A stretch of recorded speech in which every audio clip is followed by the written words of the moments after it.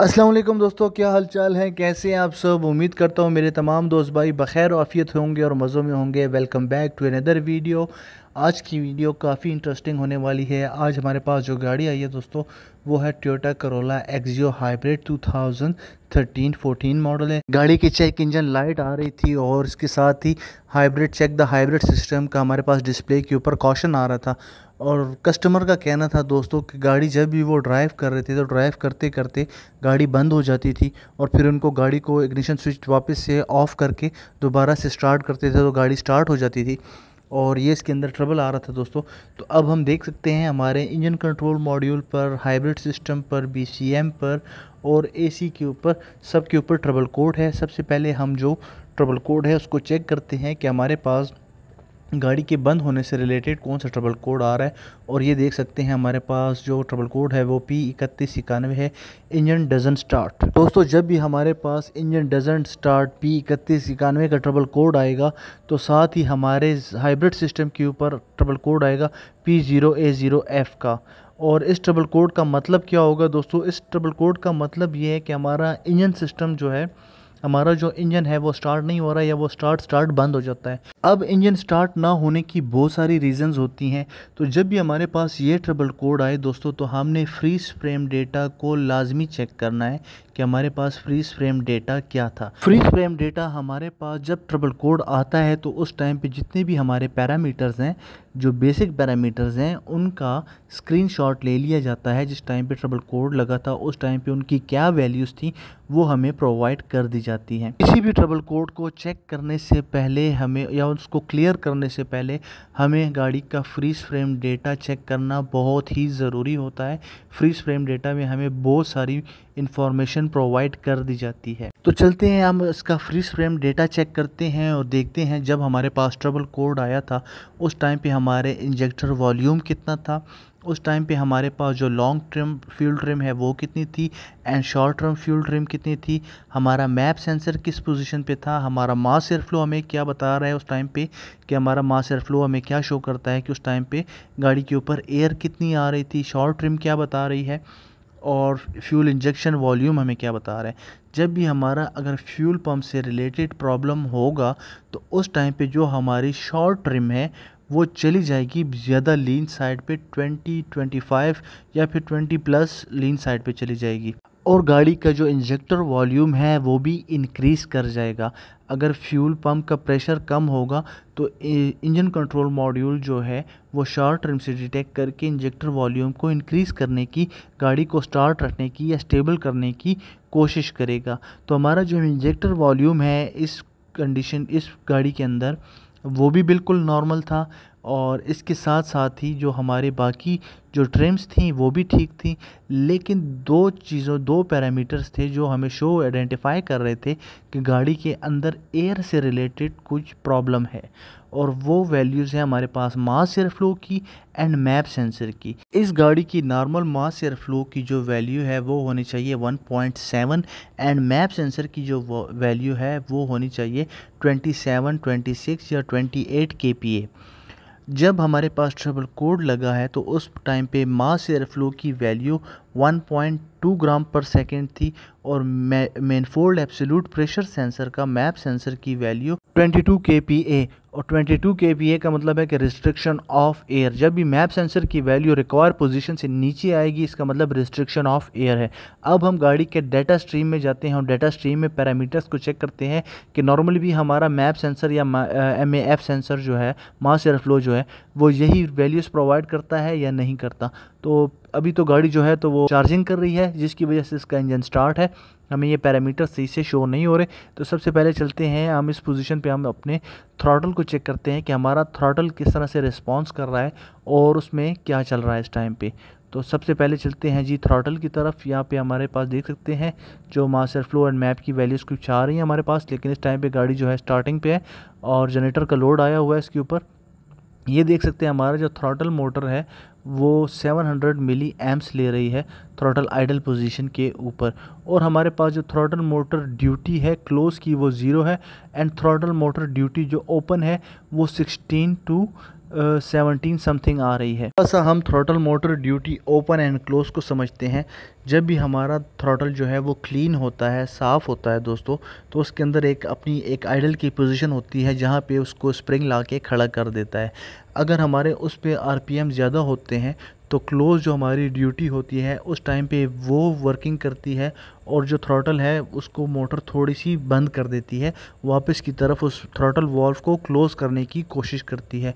और वो जो क्लोज़ करने की जो आइडल पोजीशन होती है उसको लर्न करके यहाँ पे हमारे पास थ्रॉटल मोटर ड्यूटी क्लोज़ आती है। अब हम चलते हैं हमारे फ्रीज फ्रेम डेटा में और देखते हैं अगर वहाँ पे हमारे पास थ्रॉटल मोटर ड्यूटी की जो वैल्यूज़ हैं वो फ्रीज फ्रेम डेटा में हमें वहाँ पे शो होती हैं या नहीं होती, और अगर होती हैं तो हमें वहाँ पे उस टाइम पे फ्रीज फ्रेम डेटा में हमारे पास वो वैल्यूज़ क्या थी। तो चलते हैं हम फ्रीज फ्रेम डेटा में, और फ्रीज फ्रेम डेटा में जाके हम इसको अच्छी तरह से थ्रॉटल को चेक करते हैं और यहाँ नीचे स्क्रॉल करते हैं दोस्तों।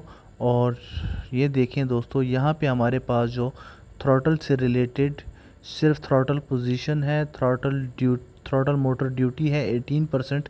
इसके अलावा जो ओपन एंड क्लोज ड्यूटी है वो हमारे पास फ्रीज फ्रेम डेटा में शो नहीं हो रही है, और थ्रॉटल की मोटर जो मिली एम्प्स लेती है वो भी हमें नहीं शो किए जा रहे यहाँ पर, जो कि हमारे लिए एक ट्रबल का बायस बन सकती है। लेकिन चलते हैं दोस्तों, अब हम क्या करते हैं, ट्रबल कोड को क्लियर करने से पहले हम हाइब्रिड सिस्टम पे जाते हैं और वहाँ पे फ्रीज फ्रेम डेटा में जाके वहाँ पे अगर हमारे पास कोई इन्फो कोड अगर हमें प्रोवाइड कर दिया गया है और रिपेयर मैनुअल में अगर हमसे इन्फो कोड के बारे में पूछा जाए तो हमने इन्फो कोड को सबसे पहले चेक कर लेना है। कोई भी ट्रबल कोड क्लियर करने से पहले फ्रीज फ्रेम डेटा आप ज़रूर देखा करें, ये आपको बहुत सारी चीज़ों में या बहुत सारे प्रॉब्लम्स को फाइंड करने में आपकी हेल्प करेगा।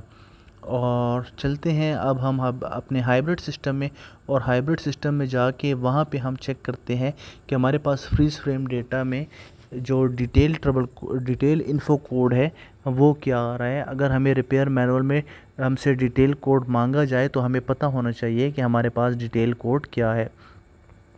अब चलते हैं दोस्तों, स्क्रॉल करते हैं और देखते हैं डिटेल कोड, और ये देखें जी डिटेल कोड 2205 आ रहा है, इन्फो कोड, जिसको हम इन्फो कोड भी कहते हैं। एक ट्रबल के साथ बहुत सारी चीज़ें होती हैं, अगर आप उसको रिपेयर मैनुअल में देखेंगे तो आपको उसका जो डिटेल कोड है वो या इन्फो कोड ये आपको ज़रूर पता होना चाहिए। तो ये देख सकते हैं ये हमारे पास डिटेल कोड है 205।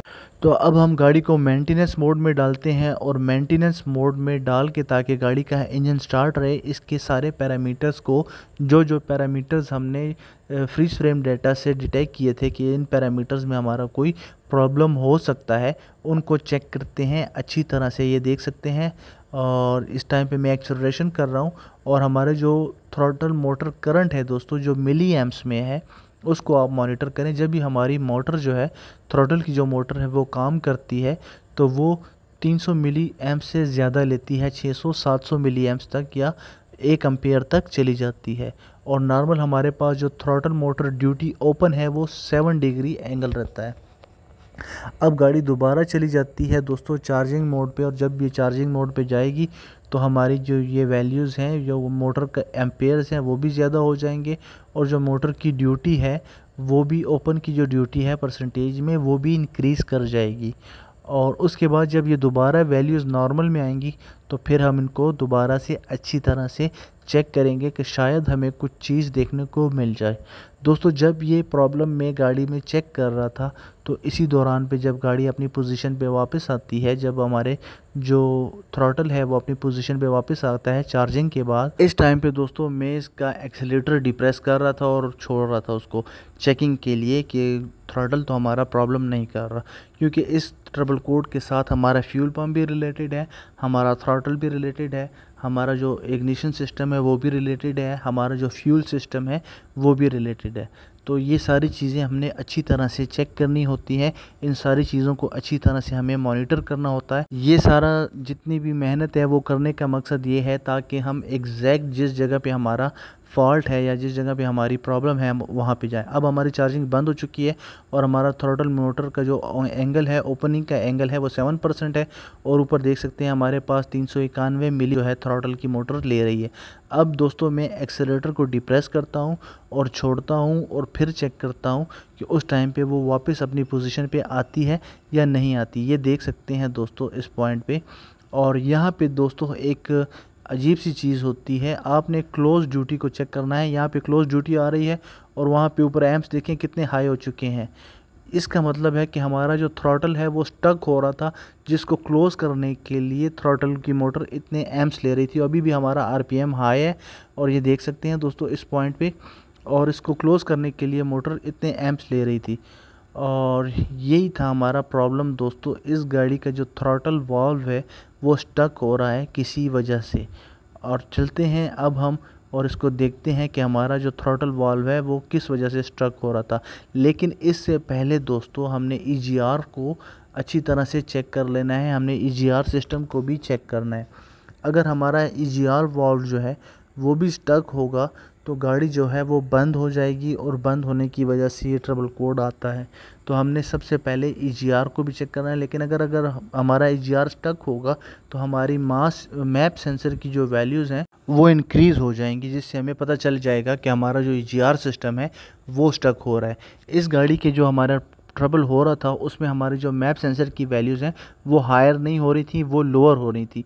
इसका मतलब है अब कोई रिस्ट्रिक्शन ऑफ एयर है। जब भी हमारा थ्रॉटल वाल्व जाएगा, क्लोज हो जाएगा, तो उसकी वजह से हमारे रिस्ट्रिक्शन ऑफ एयर क्रिएट होगी और गाड़ी बंद होगी। इसी तरह से अगर हमारा ईजीआर वाल्व स्टक होगा तो जो गाड़ी के ऊपर जो एयर है वो बहुत ज़्यादा हो जाएगी और एग्जॉस्ट जो वहाँ से रिसर्कुलेट होके आता है उसकी क्वांटिटी बहुत ज़्यादा हो जाएगी और गाड़ी जो है वो बंद हो जाएगी, इंजन बंद हो जाएगा और ये हमारा ट्रबल कोड डिटेक्ट हो जाएगा।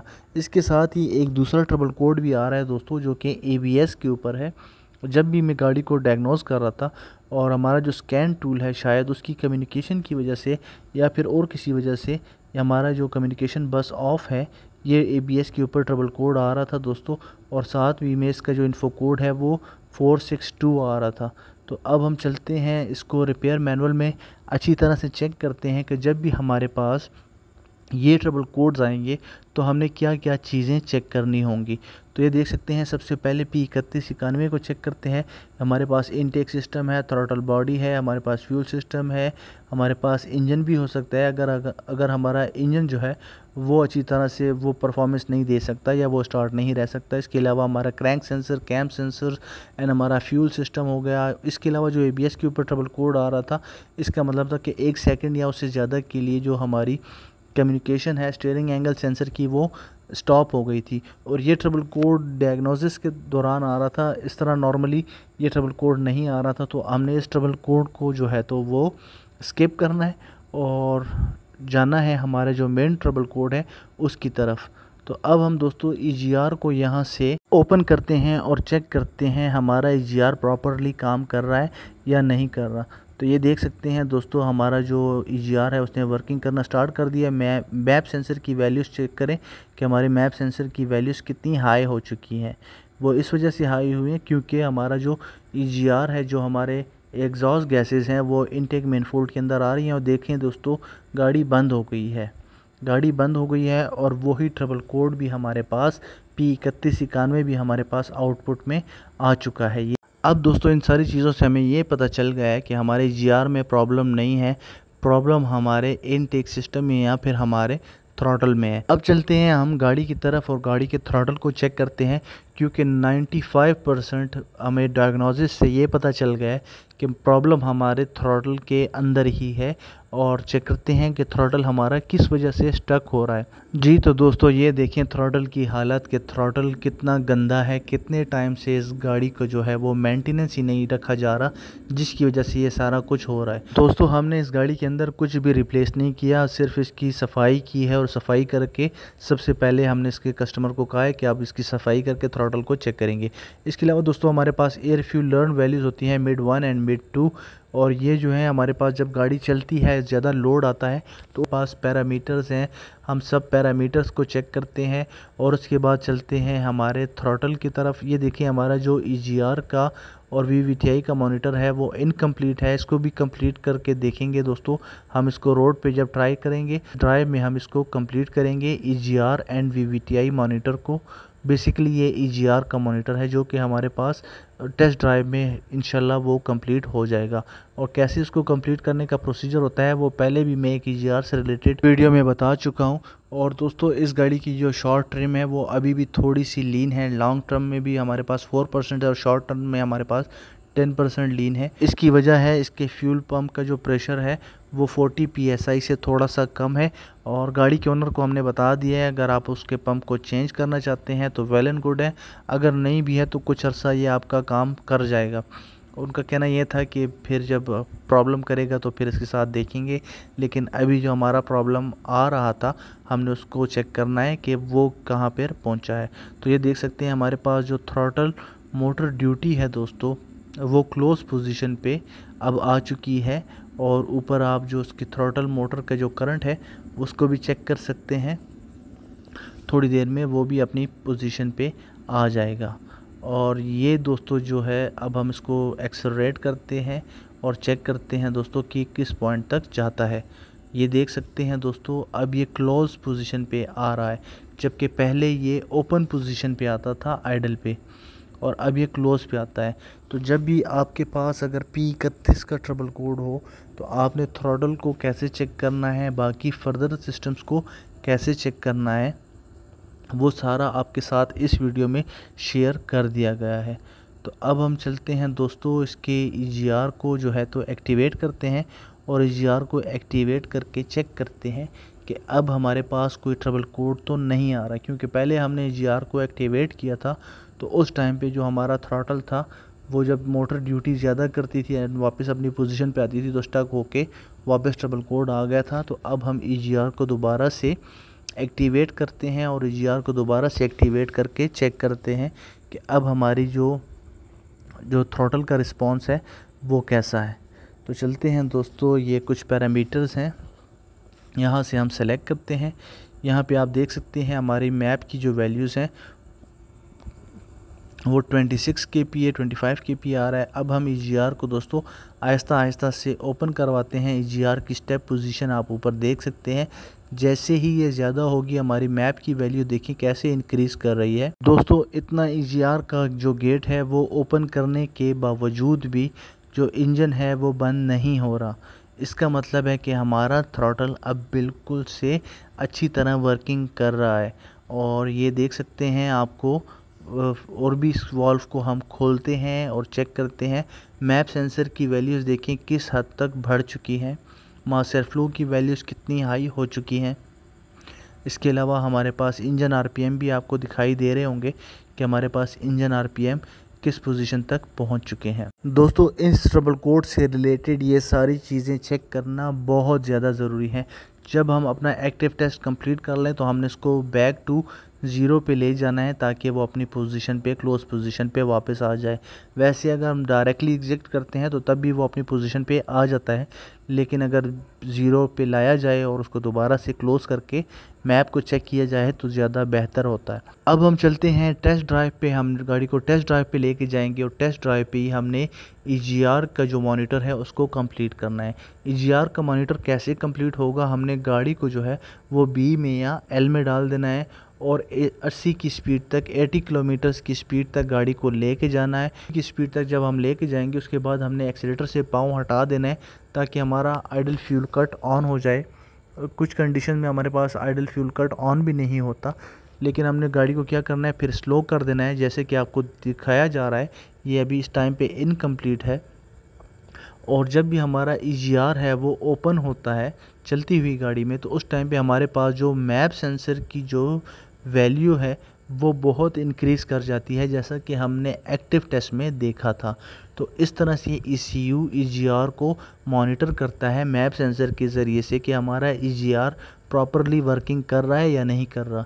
तो इस तरह से EGR को अच्छी तरह से चेक करके ECU फिर मॉनिटर को कंप्लीट कर देता है EGR के मॉनिटर को कि हमारा जो EGR है वो वर्किंग कर रहा है। और इसके बाद अगर कोई प्रॉब्लम आता है तो वो EGR का ट्रबल कोड देगा या फिर EGR से रिलेटेड हमें प्रॉब्लम दिया जाएगा। तो इस टाइम पे हमारा जो मॉनिटर है वो इनकम्प्लीट है। हम इसी तरह से एक्सेलरेशन करते हैं गाड़ी को और 80 किलोमीटर्स की स्पीड तक ले के जाते हैं और फिर एक्सीलेटर को छोड़ के हमारा जो ये मॉनिटर है EGR का उसको कंप्लीट करते हैं।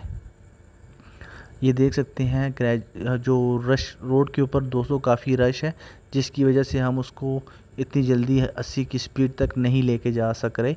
और अब ये देखें दोस्तों, हमारी जो स्पीड है वो 26 तक पहुंच गई है। अब जल्दी से वो 80 तक आ जाए तो उसको हम डी एक्सेलरेशन पे लेके जाएंगे। अब हम इसको डी एक्सेलरेट कर रहे हैं दोस्तों, एक्सीलेटर से पाँव हटा दिया है इस टाइम पे, क्योंकि गाड़ी हाइब्रिड है तो उसका फ्यूल कट है। लेकिन यहाँ पे हमारे पास पोजीशन नहीं आ रही क्योंकि गाड़ी इस टाइम पे डी में ही है, हमने उसको बी में नहीं डाला। अगर हम इसको बी में डालेंगे दोस्तों तो ये जल्दी से आइडल फ्यूल कट पे चली जाएगी।